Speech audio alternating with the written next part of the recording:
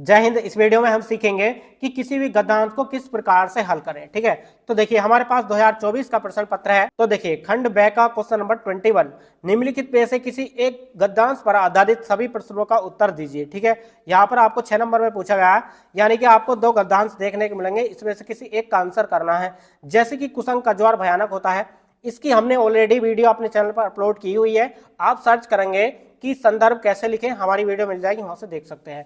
उसके बाद देखिए यहाँ पर देख सकते हैं, ईर्ष्या की बड़ी बेटी का नाम निंदा है। ये जो गद्यांश लिया गया है, ईर्ष्या गई ना तू मेरे मन से नामक पाठ से लिया गया है। इसके लेखक रामधारी सिंह दिनकर जी हैं। ठीक है, तो देखिए इसमें 3 क्वेश्चन दिए गए हैं, जैसे कि उपरोक्त गद्यांश का संदर्भ लिखना है आपको। ठीक है, पद्यांश के रेखांकित अंश की व्याख्या करनी है, और थर्ड है ईर्ष्यालु व्यक्ति दूसरों की निंदा क्यों करते हैं। ठीक है, इस प्रकार से आपको तीनों के आंसर करने हैं।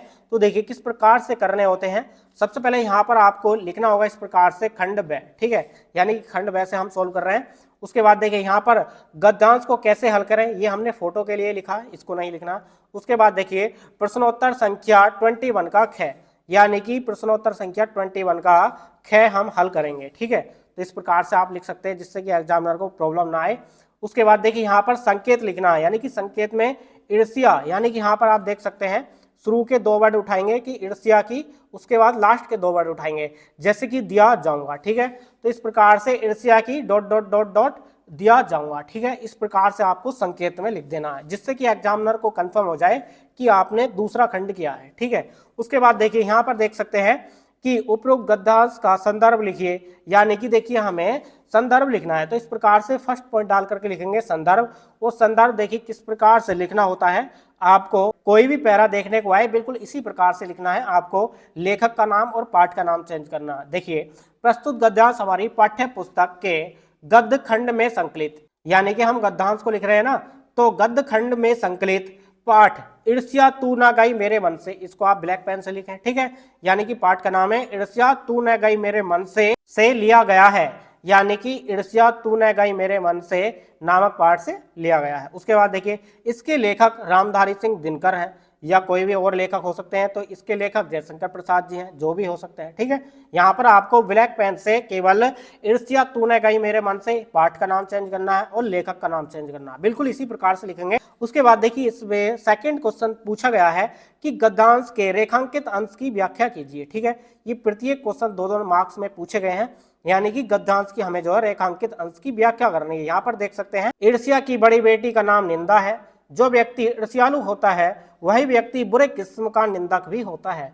यानी कि जितना ये अंडरलाइन किया गया है इसकी हमें रेखांकित अंश की जो है व्याख्या करनी होती है। ठीक है, तो देखिए किस प्रकार से करनी है, यानी कि ईर्ष्या की बड़ी बेटी का नाम निंदा है। सबसे पहले इसका आप अर्थ लिख देंगे। ठीक है, जैसे कि यहाँ पर देखिए लेखक कहता है कि बड़ी बेटी का नाम निंदा है, यानी कि लेखक इसमें क्या कहता है कि बड़ी बेटी का नाम निंदा है। अर्थात यानी कि इसका अर्थ क्या है कि जिस व्यक्ति में ईर्ष्या करने का भाव उत्पन्न हो जाता है, ईर्ष्या मतलब निंदा करने का, यानी कि दूसरे की बुराई करने का। ठीक है, यानी कि जिस व्यक्ति में ईर्ष्या करने का भाव उत्पन्न हो जाता है, उस व्यक्ति में निंदा करने की आदत अपने आप पड़ जाती है। यानी कि जो व्यक्ति जो दूसरों की निंदा करता है ना, यानी कि उसको जो है एक तरीके से आदत पड़ जाती है। यानी कि इस प्रकार से लिखेंगे कि उस व्यक्ति में निंदा करने की आदत पड़ जाती है। उसके बाद देखिए इसमें आगे क्या लिखा है, यहाँ पर देख सकते हैं जो व्यक्ति ईर्ष्यालु होता है वही व्यक्ति बुरे किस्म का निंदक भी होता है, यानी कि जो व्यक्ति ईर्ष्यालु होता है वही व्यक्ति बुरे किस्म का निंदक भी होता है। तो देखिए इसका अर्थ लिखेंगे आप, यहाँ पर देख सकते हैं ईर्ष्यालु व्यक्ति दूसरों की बहुत निंदा करता है। ईर्ष्यालु व्यक्ति होता है ना, वो जो है दूसरों की बहुत निंदा करता है, यानी कि बुराई करता है। ये चाहता है कि ये इतना आगे गया कैसे, इतनी ऊंचाइयों पर ही पहुंचा कैसे, इसको नीचे कैसे किया जाए और हम इससे ऊपर कैसे निकले, इस प्रकार का वह भाव रखता है ईर्ष्यालु व्यक्ति। यानी कि ईर्ष्यालु व्यक्ति दूसरों की बहुत निंदा करता है। इस निंदा में भी उसे एक आनंदानुभूति होती है, यानी कि आनंद की अनुभूति होती है। यानी कि जब वह निंदा करता है ना या दूसरों की मजाक उड़ाता है, ठीक है, तो उसको जो है आनंद की प्राप्ति होती है, इसलिए करता है। ठीक है, उसके बाद देखिए इसमें जो नेक्स्ट क्वेश्चन पूछा गया है, यहाँ पर देख सकते हैं ईर्ष्यालु व्यक्ति दूसरों की निंदा क्यों करता है। तो देखिए इसका आंसर आपको खुद से बना बनाकर करना होगा। यानी कि जो ईर्ष्यालु व्यक्ति होता है वो दूसरों की निंदा जो है क्यों करता है, ठीक है, कारण क्या है मतलब।